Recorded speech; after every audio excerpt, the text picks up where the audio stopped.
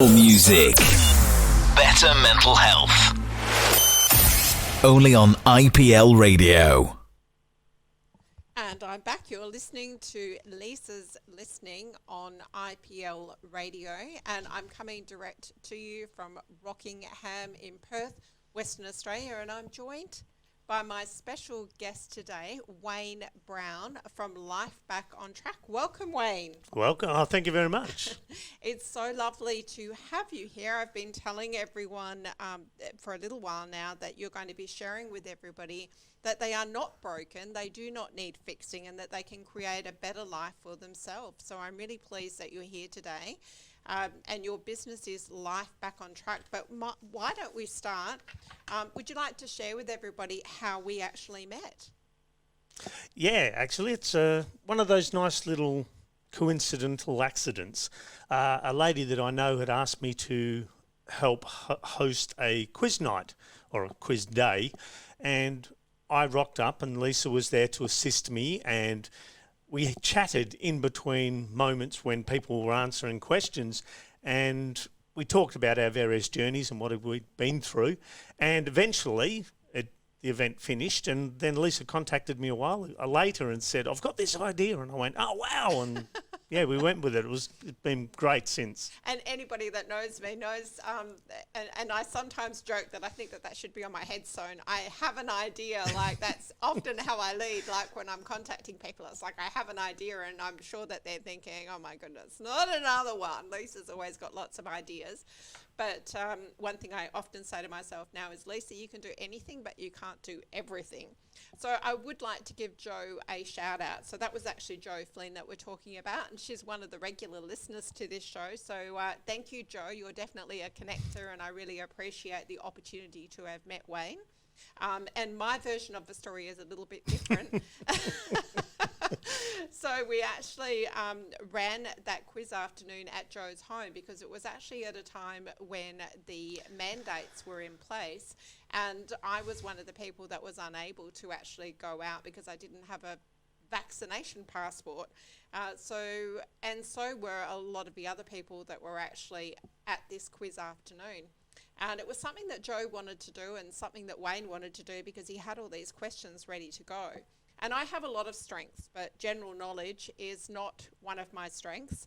And I couldn't actually think of anything worse than sitting at a table to show how little I know when it comes to general knowledge. So I put up my hand to actually assist Wayne. So that's what I did for the afternoon, and it was a lovely afternoon. And I was just so impressed, Wayne, by your energy and your focus and your passion. And I always seem to be attracted to people that have that zest for life and somebody that wants so much more, and I really, really felt that about you. So having recently, fairly recently, over a year being single now and knowing that you're very much in the single space, although you are happily married now, I had an idea that we actually run I think it was speed dating, wasn't it? I said to you, hey, Wayne, why don't we do an online speed dating? Because I could imagine us having lots of fun. So we're kind of developing that at the moment, which is really good. So that's how we met. But maybe tell us a little bit about yourself, Wayne. You're married and you have you have two grown sons. So tell us about your family situation and where you were brought up. It's always an interesting thing when people ask, tell us a little bit about yourself. It's like, which bits do you pick and what do you tell and what do you leave out? So I'll try to keep this as short as possible. I was born in Perth, Western Australia, raised here in a typical nuclear type family with a mother, a father, a little brother and two younger sisters, and did all the usual stuff, went to school, and eventually I married, bought a house, and we had our two sons. And then after 4 years, she decided I've had enough and ended it. And that was a pretty crappy time in my life because I had some other challenges going on as well. And one of the driving questions I had at the time was, where did it go wrong? Why did it stop? And that started my journey on trying to figure out relationships and conflict resolution and all of these things. And that took me a lot of years to make sense of. And in the meantime, I was experimenting with different things and learning. And Eventually managed to figure it out. In the meantime, of course, I'd got married again, thinking maybe I was making progress, and I wasn't. And that was the lady that allowed me to learn one of my biggest lessons, which was the not being broken thing. And she had suggested to me, quite lovingly, that there was something wrong with me and I needed fixing. So I went to a psychologist, and we're on our third session, and I'm sitting there thinking, what am I doing? There's nothing wrong with me. I'm not broken. I don't need wiring needing fixing or anything like that. And that's when I had the epiphany of, I just have crappy tools. And the analogy I always use for people is, if I gave you a hammer to chop down a tree, you could do it. And I know this because I've actually chopped down a tree with a hammer. And it's very messy. It takes a tree. I know, the poor tree was a mess. And it does take a lot of energy, a lot of time. And I realised that the reason I had ended up with marriages that hadn't worked wasn't that I was broken. I just had crappy tools. So I went and learnt better tools and created systems. And by this time, my boys were almost growing, and I could focus on me a lot more.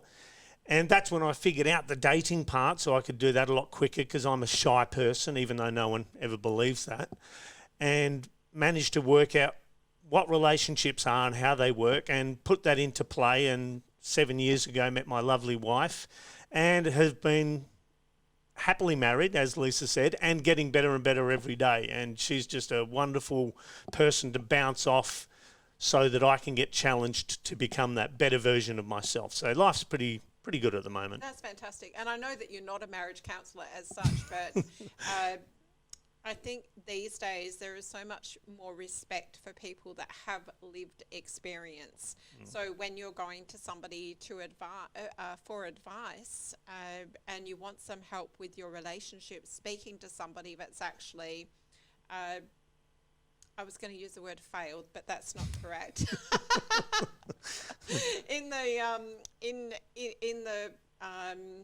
old-fashioned sense of it, like in the old-fashioned days, we were a lot more about you were either failing or you were succeeding. I think these days we recognise the fact that it's a journey into self-development, isn't it, Wayne? It certainly is. Yeah, so the insight and the experience that you've had is second to none because you understand the hurt and everything that has gone through it. And our second guest has just arrived. Katie, take a seat here. We're just digging in deep with Wayne, and then we'll introduce you in a little while. Lovely to have you here. So my second guest, Katie Van Heek, has just arrived.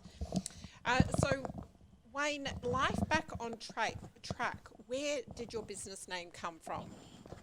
Well, at the time I had a coach that I was working with, and he was helping people with business, and we sort of bounced ideas around. So I started off originally as a divorce coach, showing people how to get through that, because obviously having been divorced twice, now I've got an idea of the journey. And then we worked into life architect, helping people craft it, and then eventually I realised what happens in life is we start off with our dreams and our goals and the things we want to achieve, and we have a path that we want to go down, and then things pull us off. We have to go to a job that gets recommended to us, or we get married too early, and we make all of these little small mistakes that impact us in a big way, and we end up way off track. And I realised that a lot of the times, that's all we need is just to get ourselves pulled back on track to where we feel authentic, we feel congruent with not only what we want, but what we're doing. And so that's where sort of life back on track evolved from. Yeah, so what was the original name? Divorce coach. It was just Wayne Brown, divorce coach. Oh, see, I did not even know that. I didn't even know there was such a thing as a divorce coach. Yeah, there's a lot of them out there. But the sad thing is, and I know this having been divorced twice, is especially for men, we don't tend to ask for help. So we don't do a search of who can help me through this to sort out how my brain's getting messed up and all these challenges that are coming and emotions I've got to deal with. So we don't tend to ask for help. I know I certainly didn't. Well, there you go. I've just learnt something new about you, and I didn't even know there was such a thing as a divorce coach. So that is, that is fascinating. We are going to go to a song, and we're going to play one of Wayne's favourite songs, his very favourite song, which was by John Denver, called For You. I don't know whether it was my searching skills, but I couldn't actually find it.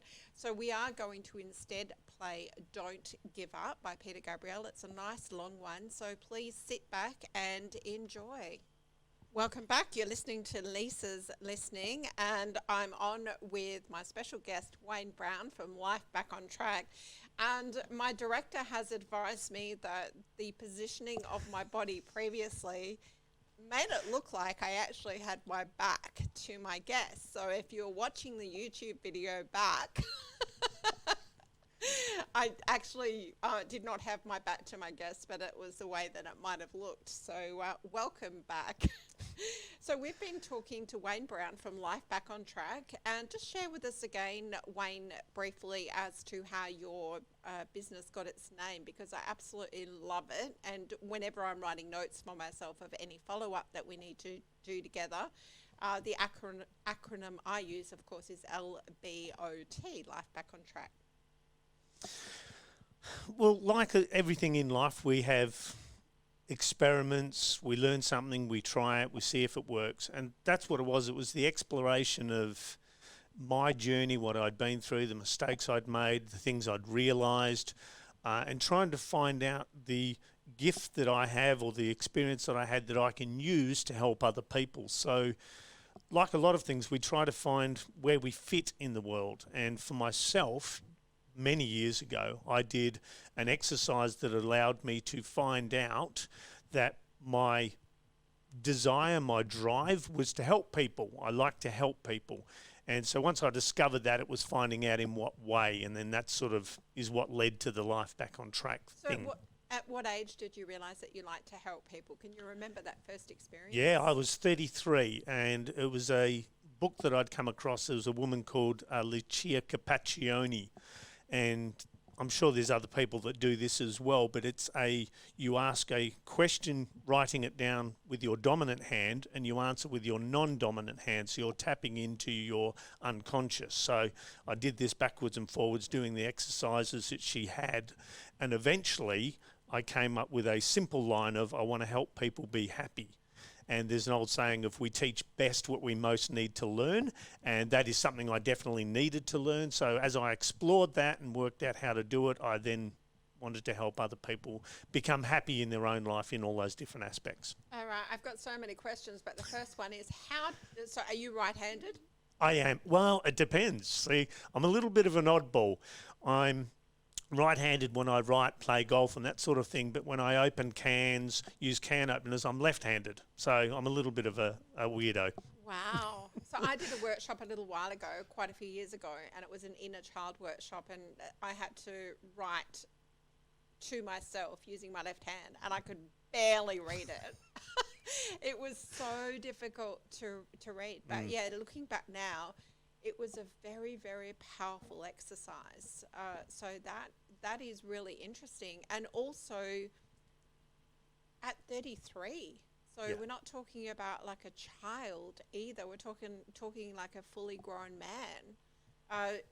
So growing up, were you the type of person that liked to help people?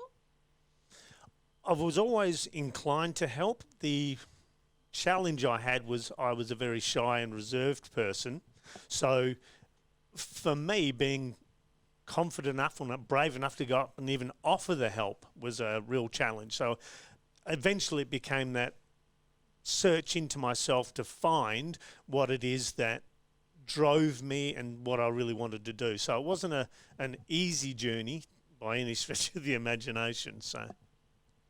And Wayne, do you have siblings?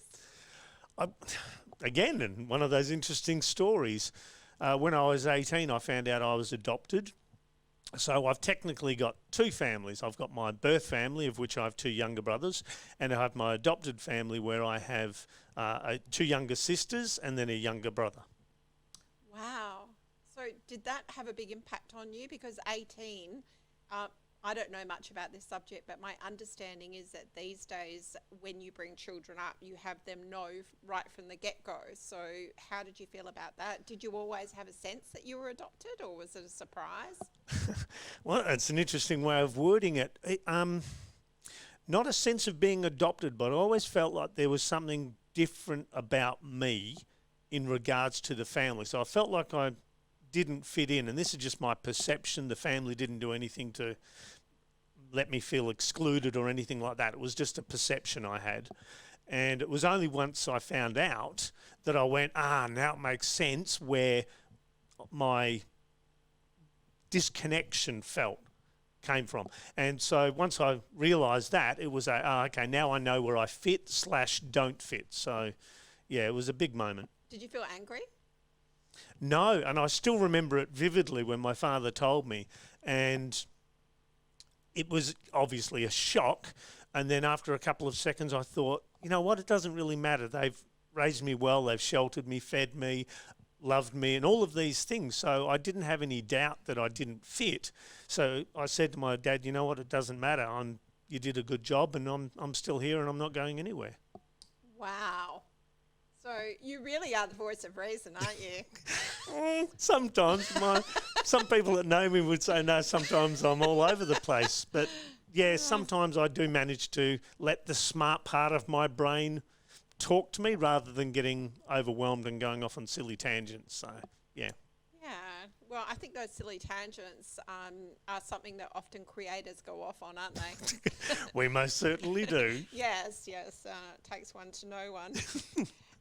So that's really interesting. And if you've told me before about being adopted and having two families, I have not remembered. So no, I hadn't. I don't tend to broadcast it per se. Oh, well, you have today. Oh, yes, most definitely. To the whole world.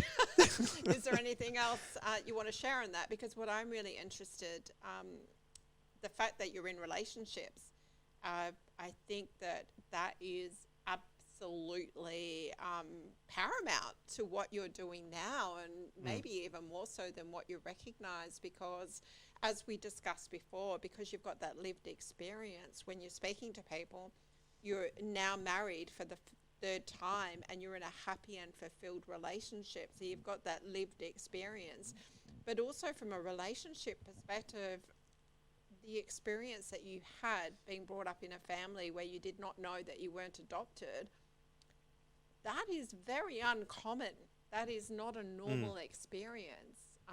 So the perspective and the acceptance and the love and the emotional maturity that you had at the age of 18 to be able to accept that, I mean, I think that is absolutely remarkable. Well, thank you very much.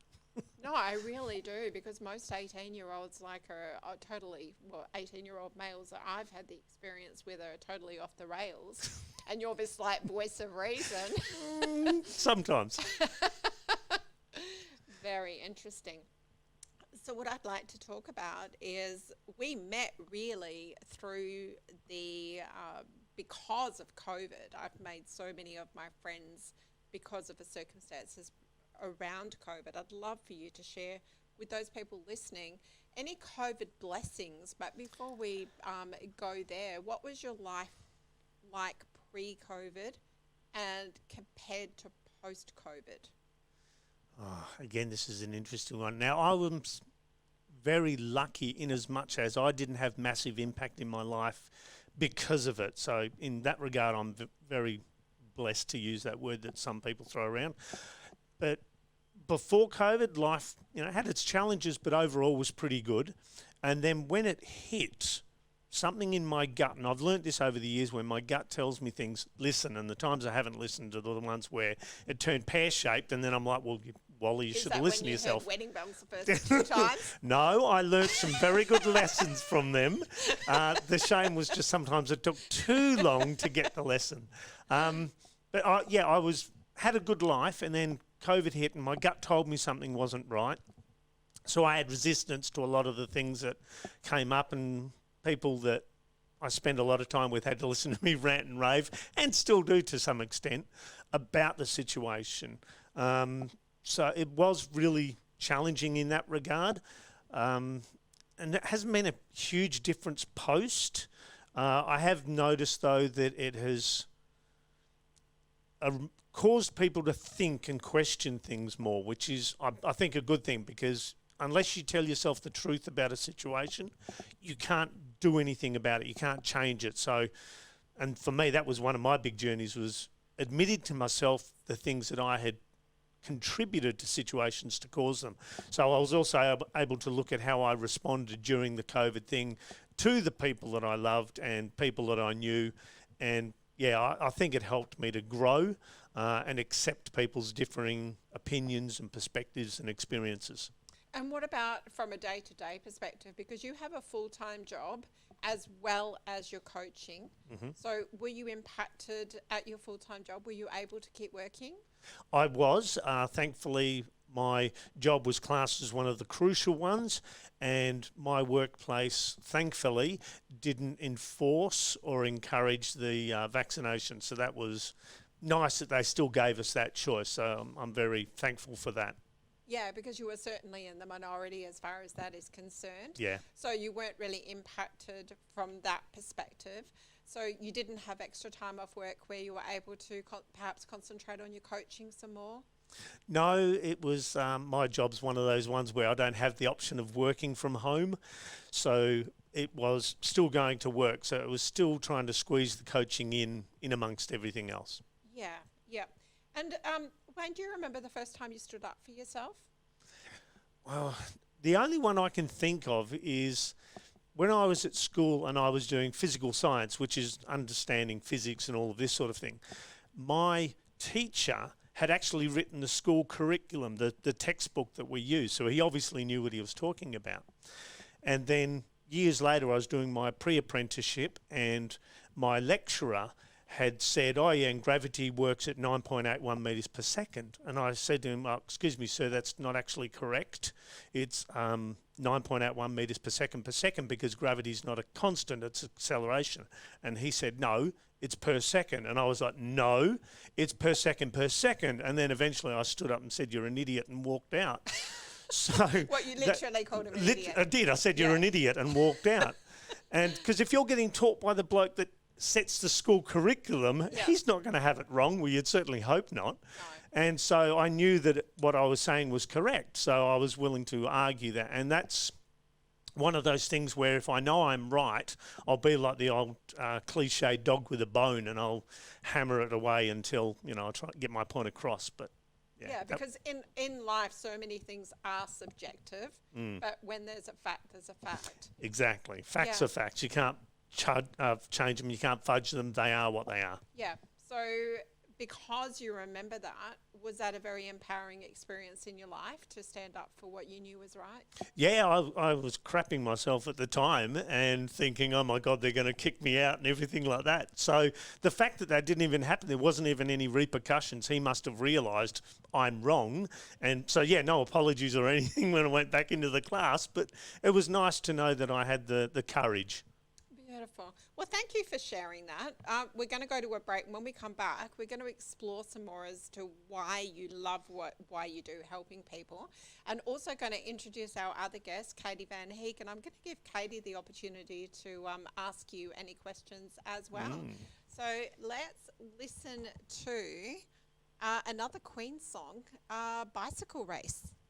And we're back. You're on Lisa's Listening from Perth, Western Australia, and I'm joined by two special guests. So we've been talking to Wayne Brown from Life Back on Track, and I'd like to officially welcome Katie Van Heek from Health Intent. She's just been listening in the background. So welcome, Katie. Hello, Lisa. How are you? Thanks for having me. Oh, you're welcome, and so lovely to have you. We just need your microphones up a little bit closer. How's that? Yeah, that's fantastic. We've got our director over there, so I'm sure he'll let us know if we need to change anything. Are we all good over there, director? Yes. Right here. I always think of Frasier when I'm doing this show. You can be my Roz in the background over there. So I get to pick on you. Oh, actually, that's a good point, isn't it? No, you don't get to pick on me. So, Wayne, what I'd like to explore now is why, and I think it's probably become very evident during the past conversation that we've been having, but why you love doing what you're doing so much. I suppose it's because when I was in my situations, and in that pain, the frustration, the disappointment, the anger, all of those things, I know how overwhelming it is and how much you can feel like you're in quicksand and slowly sinking. There's nothing firm to stand on or grab hold of. And that was always a overwhelming a feeling that I had for many years. And I see people in those similar situations and I go, but it's not, all it is just your crappy tools. That's why you're in the quicksand. You don't have a starting point and something to build on. So I suppose I don't like seeing people in shitty situations like I was. We don't need to be, I mean, life gives challenges, but we don't need it to be as bad as what it was. Yeah, so it's a natural tendency that you have to want to help people. And when you see people in a desperate situation, your natural tendency is to want to help them. And I have seen that for myself firsthand. And I've been really, really impressed by what a kind heart you have. And now that you have all these tools and this experience to share with other people, it's just absolutely phenomenal because, we're on IPL this morning, Inspiring Passionate Lives, and it is a radio station that is dedicated to mental health. And I think often when people are alone and in those desperate times, they really feel like they are alone and that there is nobody else. And often it's just a case of reaching out, but it's knowing how to reach out. Yes. And I know I haven't shared much about Katie's background yet, but Katie, before I do that, is there anything that you would like to add or contribute or ask Wayne? You've been listening to everything he's been sharing this morning. I know you two only met for the first time a couple of months ago now, didn't you? At a breakfast, yeah. Yes. We sat together and we had a chat about what we each do. Part of my business is being an invitation to small business owners to look at self-care practices, Wayne. So whilst you're having all of these amazing conversations to people, what do you do for fun? Well, that's a really good question. For me, I love trying to figure things out, why things go wrong, how to make them work, but also like exploring people. So I have several meetup groups that I'm an admin to, and some of the events I have are very much question-based. So I love asking people the questions you wouldn't normally ask people because they might be taboo or uncomfortable or something like that. And I like exploring those things, and I love seeing what drives people and what got them to where they are and what's keeping them going. And because I suppose I'm looking for inspiration because I know people are amazing when you ask the right questions. So for me, that's one of the things I love doing is connecting with people and learning about them and also spending time with the people I love. Fantastic. Great answer. Thank you very much.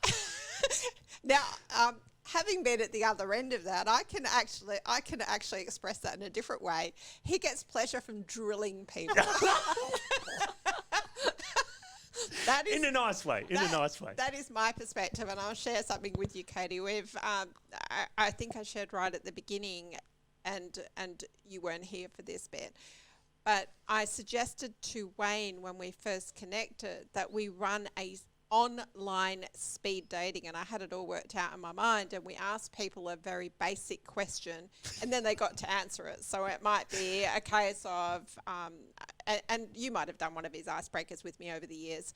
Are you a morning person or a night person? Are you a PC or are you a Mac? Just very superficial stuff, but it gives people the opportunity to look at your body language, how you answer, and so on and so forth. So Wayne and I were running one of those a couple of weeks ago, and it took all of his strength not to drill down on every single question, because what he wanted to say at the end of every question was, well, what do you mean? Why is that? Why do you think that is? I don't like what you're inferring here, Lisa. So that's your fun bit. Yes. Yes. Fantastic. Curious mind. Very curious. Very curious mind. But that is often the case with highly intelligent people as well, isn't it? I'll take that one. Yes. You're going to go home with a big head after this interview. So your main message, Wayne, in conclusion, if you had to share from people listening, if they're going to get one thing out of listening to you today, what's the main message you want them to take away? I suppose another way of rephrasing this is the old, if you could go back in time and say something to your younger self, what would you say? I would leave people with the wisdom that I would give myself in this phrase. You are not broken.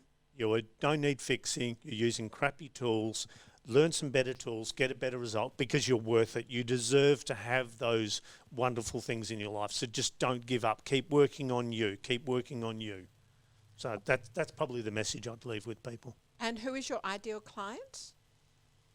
Anyone that's willing to take responsibility for what they've contributed to a situation, because that was a big one that I had to learn, was rather than blaming my ex-wives or, a boss that was not a very nice person, it was so much more empowering for me to be able to say, well, this is what I did and this is what I can do to make it better. So for me, that's one of my prerequisites with anyone I work with. They're willing to go, you know what, I have messed it up. I'm now willing to do it right. So you're looking to work with people that are ready to look in the mirror. Yes.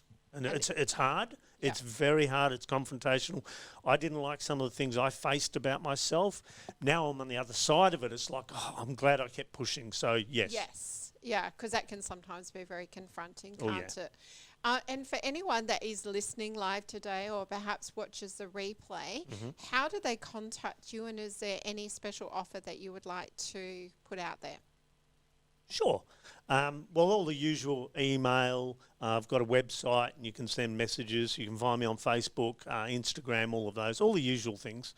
I suppose there's two things I'd like to offer people is, first of all, I've got a Dropbox link that I will leave with some freebies so people can download things to look at the way you do anger, look at relationships and all of that sort of thing. And I'll probably give people a discount of some sort off anything that I've got. Okay, so just say that you saw the interview on IPL Radio. Reach out to myself if you're finding it difficult to find Wayne, but very easy to find, as he said, Life Back on Track Facebook page. Is it Wayne Brown, Life Back on Track? I'm trying to remember. Yeah, because if you just type in Life Back on Track, Facebook goes, never heard of him. But if you put in Wayne Brown, Life Back on Track, then I pop up, yes. Okay, perfect. Any closing comments before we go to another break? Probably a reiteration what I've said all along is a lot of the times you can feel, I'm a stuff up, I've made mistakes, I'm not worth it, and all of this sort of thing, and I know I struggled with this. So know that everyone deserves it. There is no one that, when they're born, is dubbed as unworthy of anything. So keep pushing, keep working towards it. We all deserve to be loved, have someone to love. We all deserve to be a good parent, have good health, have good mental health, which is something I know I'm very grateful for now. So those sorts of things, you deserve it. You deserve it, you deserve it, you deserve it. I can't say it enough. Fantastic. Will you stay on while we interview Katie Van Heek next? Try and keep me away. Okay, brilliant. I'm going to play Katie's favourite song, and I listened to it yesterday having never heard it before, and I have to say I think it's going to become one of my favourite songs, and it's called Follow the Sun by Xavier Rudd. And that's Follow the Sun by Xavier Rudd. What a beautiful song. So thank you for introducing me, and it seems like Wayne had already heard of that song before. But I had not. So officially welcome Katie from Health Intent. So lovely to have you here. And we were just having a giggle about something that we're going to be sharing with you very shortly. Yes. But Katie, tell the listeners how we know one another, how we first met, because unlike Wayne, who I've known for 2 hot seconds, doesn't sound very good, does it? No, Well, no. a little bit longer, but not that long. We've actually known one another for some time. Yes, I think it was 2014 when we first met, Lisa, and I was attracted to a women in business networking function that you were putting on. To you then. I like women in business. No, so I was working in a very male-dominated industry, and like many women, supporting my husband in a role that supported the business that we were running together. So I was looking to network with other women that were in that same position to broaden my network and to identify how I became a bigger part of the business circle from my point of view. So I think we decided that was Aspire Business Women's Network Group, and that was interesting how that started as well. So I ran that up north of the river for a little while because it was started south by Veronica Smith. Yep. So, yeah, very interesting. But we've known one another now, as you say, for 7 or 8 years, and our lives just kind of keep weaving in and out from one another. You know, sometimes we'll have a break for 6 or 7 months, and then something will bring us back together, and then we're working on another project. And our latest one is mental health first aid classes, which I'm helping you facilitate, and we'll be covering that some more shortly. But anyway, let's get back to basics. Tell us a little bit about yourself. You're married to Michael. Yes, Michael and I met when I was 16, quickly got engaged 3 months later, much to my mum's disapproval at the time, although she loves him now. Yep.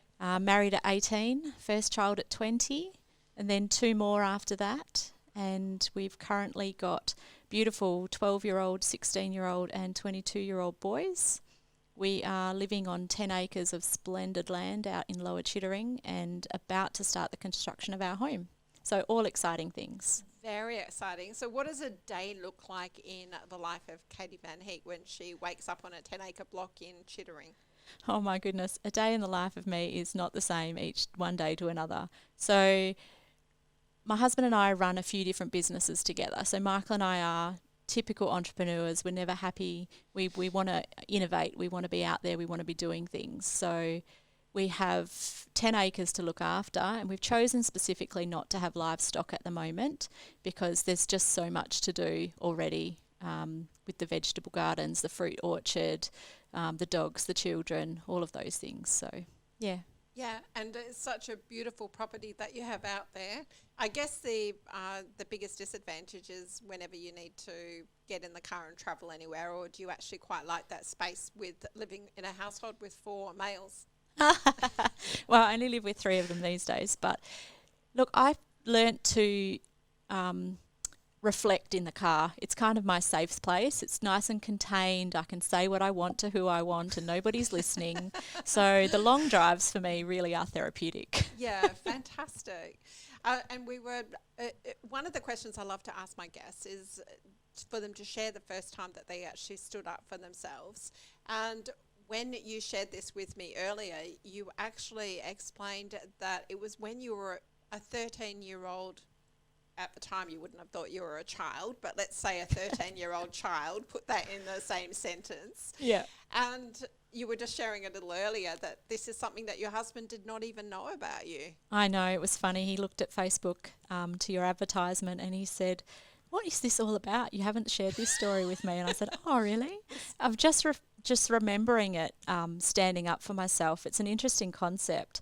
I was 13 and I can't remember if I was truant or if it was a weekend, but I was in Perth City with a friend and we were handed a brochure. And I think from memory, this is going back 30 years, but I think it was about animal export or something like that, some animal rights rally that was being hosted in Forest Place. And so we decided that would be exciting. We'd go along. We loved animals. I've always been a nature girl and got caught up in the hurrah of protesting, I guess.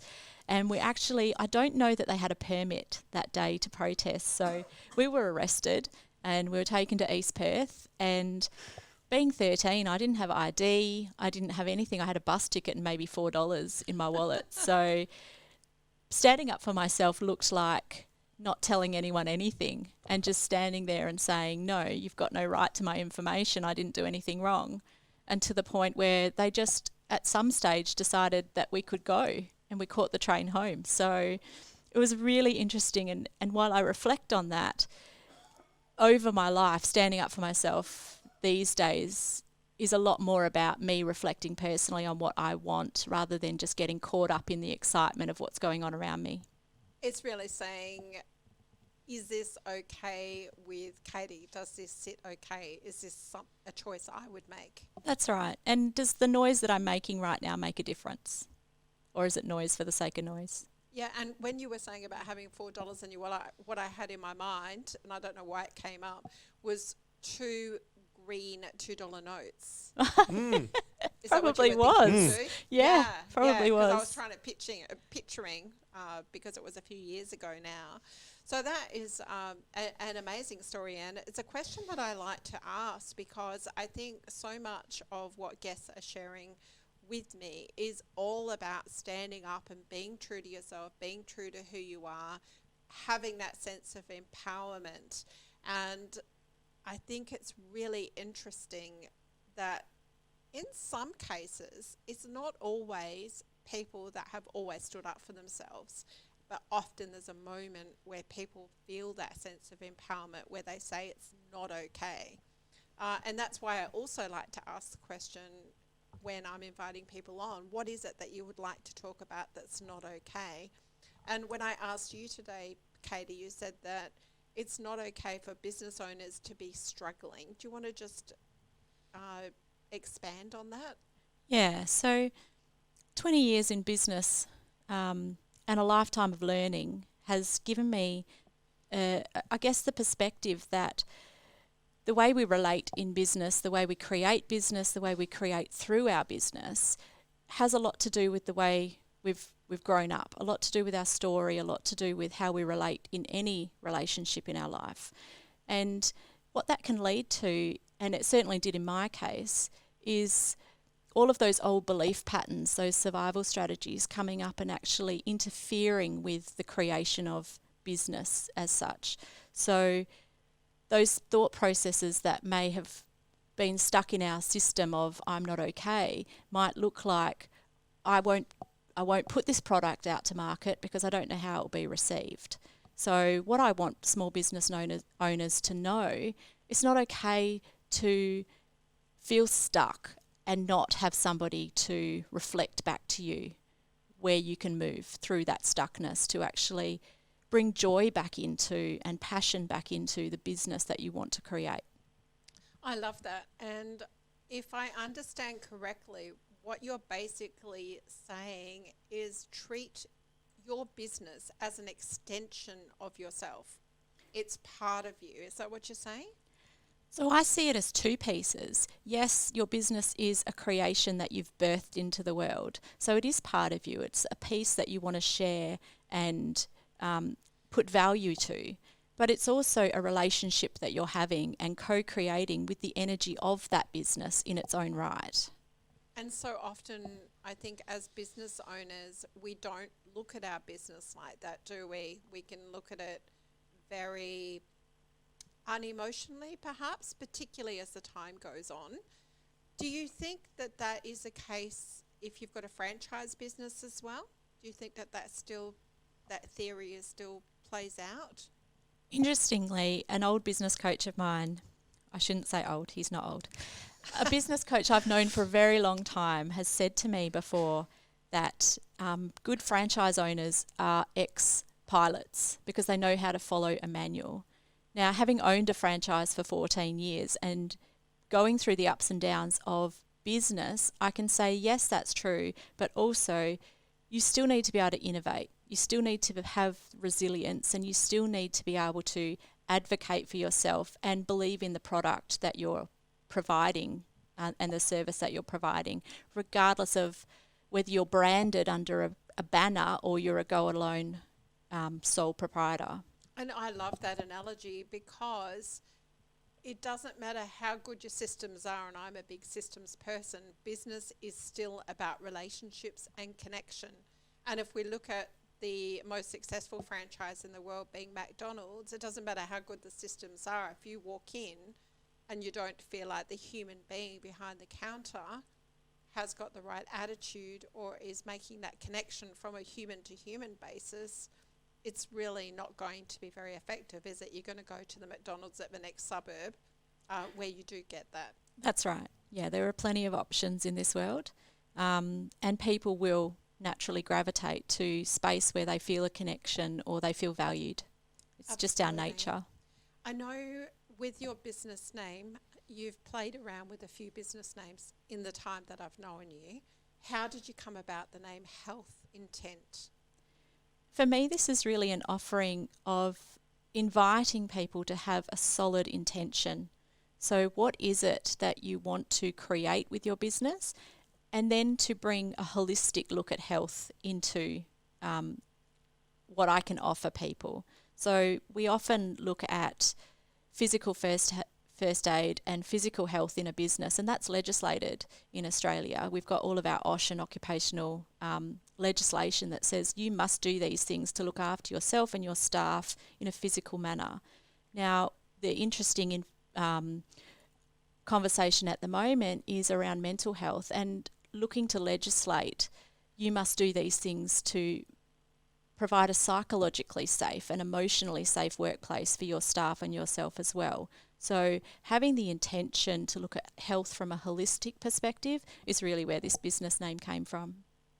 Excellent. So is your business Miraculous Me still a business in its own right? It is. I'm a Despicable Me fan. I love Disney. I love cartoons. I'm a little child at heart. But Miraculous Me came about as an individual business and something that's I'm still very passionate about, where I'm offering individual therapy to people through counselling and psychotherapy, workshops, vegan cooking classes, all the things that make me shine on the inside outside of business.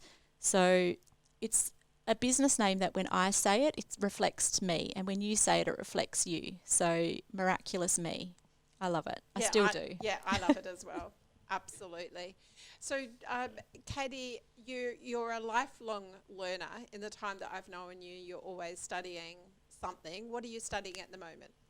I am in the last 4 units of my psychology degree, my undergraduate degree, and I'm excited to complete that next year. I had the thought that I'd go on and do an honours and a master's, but I'm really leaving that open at the moment to see where things take me.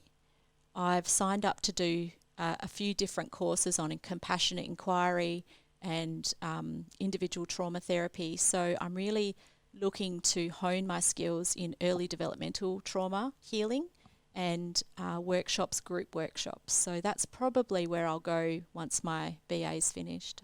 Fantastic. We're going to go to a song, and when we come back, I'm going to give Wayne the opportunity to be able to ask you any questions, and also I would love for you to share more about your mental health first aid courses, which I know that you're also very passionate about.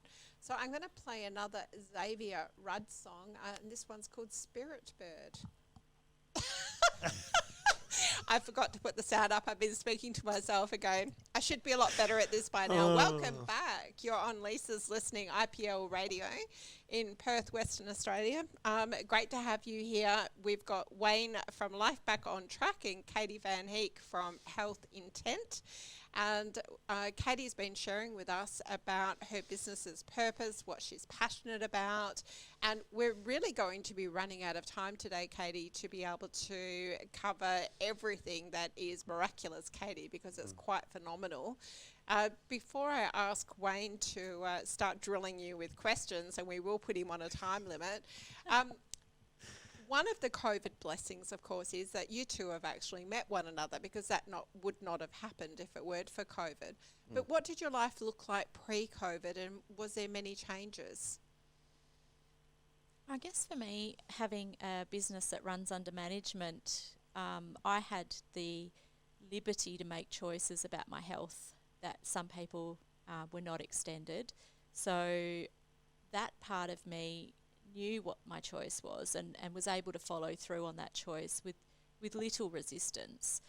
What it did do, though, is it really brought me back to being humble about that privilege and let me look at everybody else's point of view as well. And sometimes we get so caught up in what I feel and what I think, we forget that we're connected to so many other people and that the struggles that they're facing are real for them, or the fact that they felt that they wanted to make a different health choice is very real and relevant to them. So I guess for me, the massive blessing from this pandemic is that it gave me that new space to look at people where they're at and to meet them there rather than trying to drag them into something that wasn't right for them. Fantastic. So you think that it actually allowed you the opportunity to be able to explore different parts of yourself that perhaps you hadn't had the opportunity to before, because we were all under enormous stress. And many of us still are, but particularly in those times where people were having to show a vaccination passport to be able to go into a restaurant, or to be able to have the basic ability to do what we'd always considered to be our rights. Yes, yeah, absolutely. I mean, we felt those pressures when we made those choices, didn't we?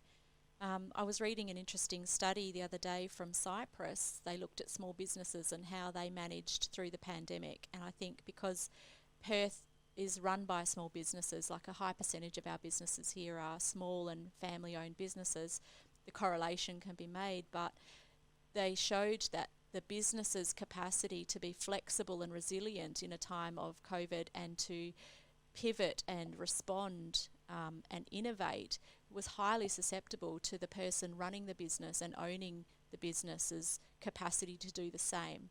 So really, it's given me this amazing information to take my business and my invitation to small business owners to another level. So that's also been a blessing for me. Wayne, what questions do you have for Katie? Well, I have lots of questions. I have ones where I'd love to probe and explore and find out and discover. And I've also got little fun ones. So Let's do the fun. yeah, we'll keep it fairly light. Sunday morning. So exactly. I've only had 2 coffees. And one thing I like to ask people is, if you could have a magic wand and you could fix one aspect of life for people worldwide, what's the one thing you'd like to go, it's fixed for everyone? Wow, great question. Existential. You said fun. And no Oh, warning. this is fun for me. Fun Sorry. for you. Katie, so did I warn funny? you? Well, In all fairness, I warned you. She look, did. one of the things I like to say is life is not one size fits all, so it's good. I think if I could magically change something in the world, it would be communication. It would be to open up communication on a different level to what we have currently, and to just bring more consciousness into people's communication with each other, with themselves, with their children, with their communities, with their governments. And I think that communication would give us key to change so many more things off the back of that. That's a really nice answer. And of course, that has given me lots more questions. So if the key is, and I do certainly agree, is better communication and being able to connect with people, what do you think is the biggest obstacle that we create for ourselves, or the biggest fear or doubt or whatever, that stops us from reaching that level of communication?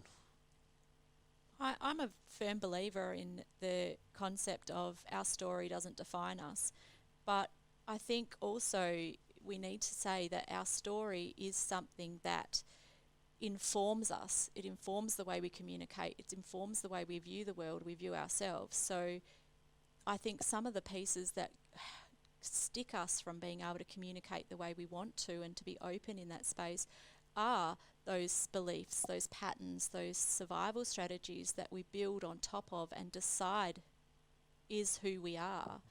Breaking down some of those walls and really investigating and going deeper and looking underneath and healing some of those wounds would give us that space to communicate on a different level. Nice. Okay. So you're saying that these experiences create these stories, but they don't define us. But sometimes we have a belief about something, which, as we all know, beliefs are just made up. What's a belief that you've managed to push through that was given to you that for a period of time you believed, and now that you don't believe it, you feel so much more enlightened and free that maybe it could help others if they understood? Great question. So whilst beliefs are something that our consciousness and our smart thinking brain uses to keep us safe, they really are they come from somewhere, and a lot of the stories that we tell ourselves come from the people that raised us, come from the circumstances and the trials that we've been through. And one of the things that I thought was that my voice didn't have value.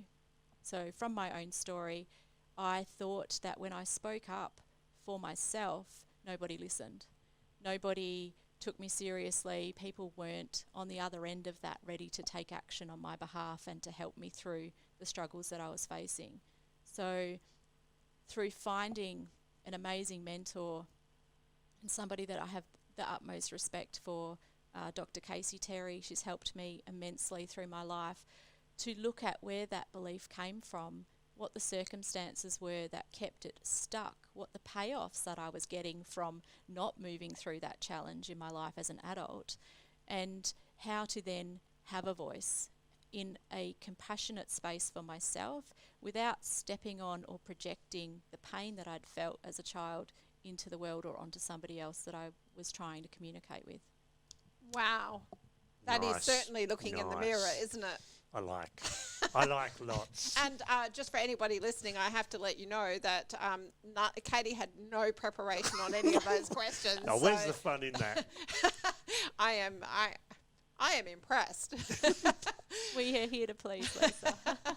Right, we do need to wrap up because we've come to the end, but there's so much more that we can share.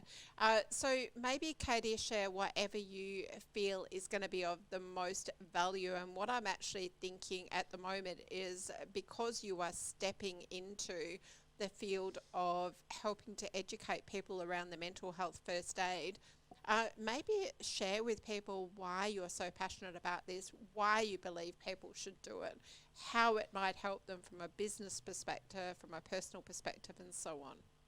So my self-appointed title in Health Intent is Inclusion Consultant. And for me, mental health first aid training fits into that space of inclusivity. So we're destigmatizing things that keep us separate, things that break down communication, and things that create distance in relationship. Because the dictionary definition of relationship is the distance between two objects. So when we can look at what can bring us closer together and learning about people's experiences, learning about mental health, learning about the way to approach and recognise when somebody is struggling, and to open-heartedly have the tools to go in and provide them support and connect them to professionals, is something that I think should be taught in school. It should be taught from a young age. We shouldn't be taught to fear people that were different. We should be taught to communicate and connect and understand each other. And that's what mental health first aid skills are for me. And that's why I'm so passionate about sharing them. And is it helpful for people to have it on their resume? I think moving forward with the legislation conversation that's being had at the moment is that mental health first aid is like physical first aid. It's like any skill that you can show that you have gone out and you've taken ownership of your own purpose, your own drive, and you've got, it promotes communication. It's so many translatable skills in the course that are things that employers are looking for. So yes, I would say yes. And can you describe for me who your main client is? My clients at the moment are business owners. So they can be micro business, sole traders, right through to corporate business owners with teams of 50 plus people. And they're people that have a wonky thing happening that they may have experienced in their own life, and now they see replicated in their business. So something that's sticking them, something that is reoccurring in their life and in their business. And for business owners that recognise that they want to engage their staff on a different level, they want to provide a psychologically safe workplace and be inclusive. And how can people contact you, Katie? The best way to get me at the moment, my website is under construction. I thought you were going to go under construction. That's a good Did you name. think that Everyone as that goes, well? oh, it's under construction. It's Katie. Nice. Is to find me on Facebook. So Health Intent and Miraculous Me have their own Facebook pages, and that's the best way to contact me at the moment. Fantastic. And is there any special offer or anything you want to give to people that are listening live, or find you on YouTube with this interview later? Absolutely. So within my practices, both my individual practices with Miraculous Me and my workplace practices with Health Intent, I offer a free 30-minute consultation. And what that is an invitation for us to explore how we might work together, what the business owner or the individual is looking to gain from my services, and where we can go in the future. So first 30-minute conversation via Zoom or phone or in person is free. And if there's one thing that you want people to be left with after listening today, what would you say that is to them? What message, given the fact that we're on IPL, which is all about mental health? Mental health is just as important as physical health. It's a dimension of our psyche. It is an important part of being a whole person and being here in this world and able to contribute to your fullest. It's not a disability, it's not a disease, it is something that people go through and can come out of. And I think that if people can recognise that, then they can recognise that there's something that they can choose to do. Thank you, Katie. Thank you, Katie, for joining me today on IPL Radio. I really appreciate all your insight, and I can see that we could be talking for a lot longer. And the same with you, Wayne. So thank you, Wayne Brown, Life Back on Track, and Katie Van Heek from Health Intent. And we're going to finish up with a song that has been recommended by our producer, Brenton Fole, and it's called It's Okay.